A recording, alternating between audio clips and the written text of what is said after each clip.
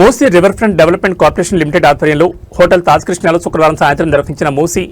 Invites కార్యక్రమంలో ముఖ్యమంత్రి యనమల రేవంత్ రెడ్డి, ఉప ముఖ్యమంత్రి బట్టి విక్రమార్క, శాసనసభ స్పీకర్ గడ్డం ప్రసాదరావు, శాసనమండలి చైర్మన్ గుత్తా సుఖేందర్ రెడ్డి, టీపీసీసీ అధ్యక్షులు ఎమ్మెల్సీ బొమ్మ మహేశ్వర్ గౌడ్ మరియు మంత్రులు, సహచర ఎమ్మెల్యేలు, ఎమ్మెల్సీలతో కలిసి కంటోన్మెంట్ ఎమ్మెల్యే గణేష్ పాల్గొన్నారు. ఈ కార్యక్రమంలో మూసీ పునరుజ్జీవనం, తొలి దశలో భాగంగా అభివృద్ధి చేయనున్న గాంధీ సరోవర్ ప్రాజెక్టు ప్రణాళికలను పవర్ పాయింట్ ప్రజెంటేషన్ ద్వారా అధికారులు వివరించారు.